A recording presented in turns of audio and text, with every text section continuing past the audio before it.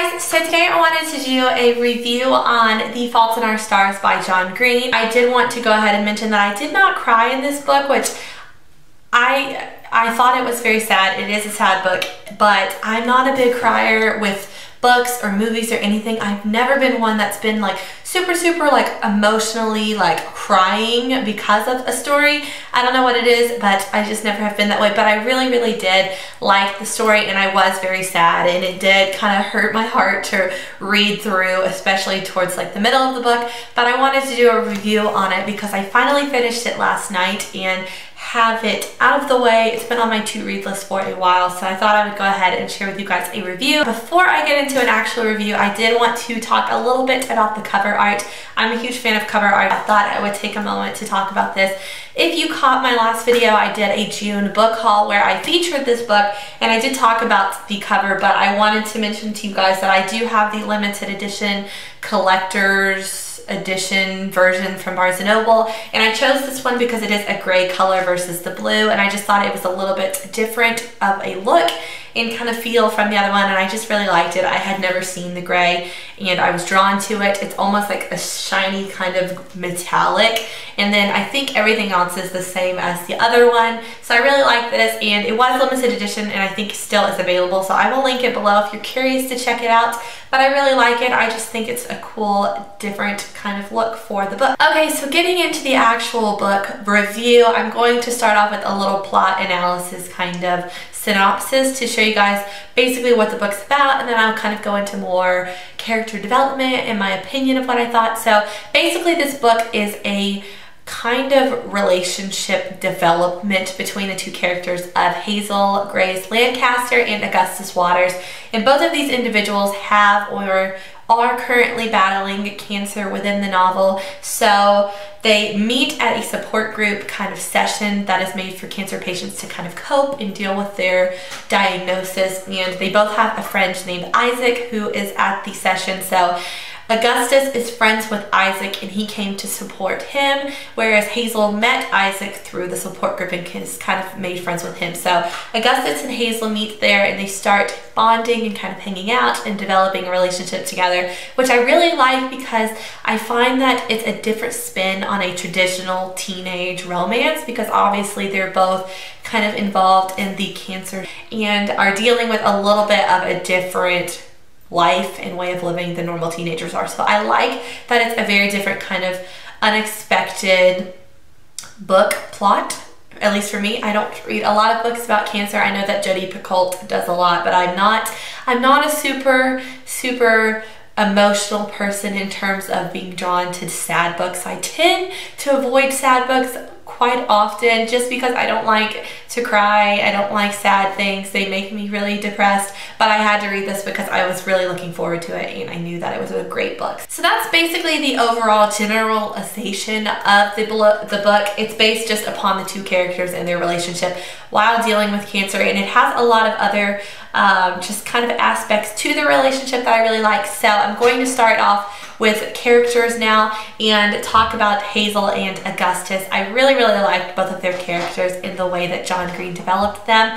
So first off with Hazel, she has been diagnosed previously a few years back in her life with tumors and kind of the struggle to maintain their growth and kind of stop them from growing. So they put her on a drug that has prevented growth in tumors, but she has, as a result of that drug, gotten a lot of fluid within her lungs and had a lot of breathing problems. So she has to wear an oxygen tank 24/7 and carry it with her and sleep with one and use it to keep stable and sustain her life. And then every so often she goes to get her chest pumped out from the fluid. Now Augustus, about a year and a half, I believe, before the time of the book, he had a leg cancer where he had to have his leg amputated and is now wearing a prosthetic leg. So ever since that, he has been cancer-free and healthy. He just has a little bit of limp problems and kind of issues with his leg, his fake leg, and driving and stuff, but they're all minor, and he is pretty much healthy besides the fact that he is wearing a prosthetic leg.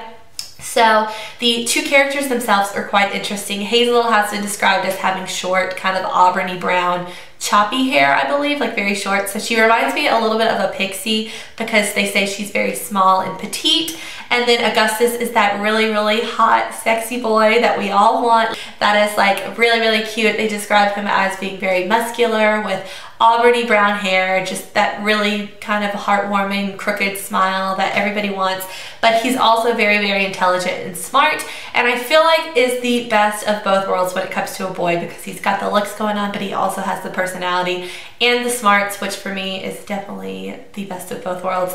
So I think that automatically from the start we're set up to want and love Augustus Waters, and I think that him and Hazel are a very interesting pair together. I feel like they're both very relatable to one another because they're both very mature and very analytical and just thought processing, and they have a lot of deep discussions about things that I feel like most teenagers do not talk about, and I feel like their situations dealing with cancer have kind of given them a little bit of a different perspective for life, and they just embrace life and talk about it in a different way than most other people. So I like that about John Green's books and his characters, especially within Looking for Alaska. A lot of the characters were, again, more intelligent and more just different in the way they thought, and kind of more similar to the kind of people that I like to be friends with. So I really appreciate that as a whole for character development, and I just think that the two of them work really well together. So I'm not going to say much more about it because it's hard to talk about it without spoiling, but the book is very sad.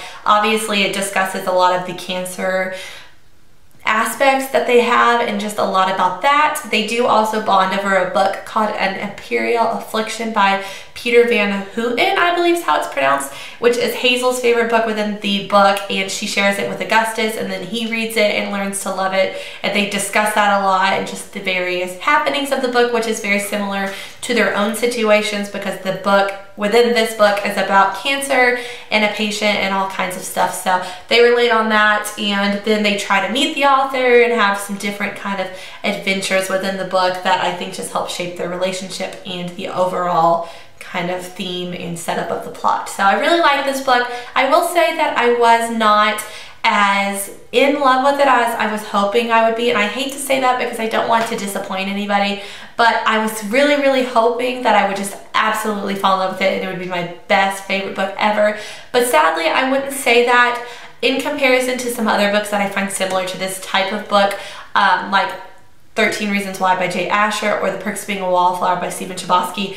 I have to say I still really, really love those books quite a bit more than this one, but I did like this one more than Looking for Alaska, which I really loved. And I think that I liked the plot kind of overall idea of Looking for Alaska better than this, just because the cancer scene is a little bit sad for me, but I was more attached to these characters and I really got into their story as the book went on, and I kind of fell in love with them. So I like these characters better, and I kind of wish that Augustus would like make an appearance in like a new version of Looking for Alaska, because how cool would that be? But overall, I really liked it, and I think it's a great book to check out, and I would highly recommend it to you all to read. But like I said, I just was not disappointed, but just not as much loving it as I thought I would, but I still really liked it, and I thought that it was a great book. So I definitely would recommend it to you all to check out. So I guess that's pretty much all I have to say about it. I'm trying not to spoil anything. If you've read it and you would like to let me know what you thought about it, please feel free to leave a comment below and we can talk about it. So I think that that would be really fun to hear what you guys thought and whether you loved it or what you thought differently, and I can kind of interact a little bit more about my in-depth opinion, maybe kind of borderline spoilers, but I didn't want to spoil it in a review for anybody. So that is all. If you guys weren't aware, I did find out yesterday this is going to be made into a movie, so that's exciting. I will definitely try to do a book to movie comparison when the movie comes out and maybe reread the book and see how I like the movie. But overall, definitely check it out. It's great. I love John Green. I think he's an awesome writer and author, and I'm excited. So yeah, I guess that's all for today. I hope you guys are doing really well, and I also am planning on starting the Absolutely True Diary of a Part-Time Indian by Sherman Alexie later on today. So I'm going to try to get that finished in a day or two and have another review up for that. So stay tuned for that.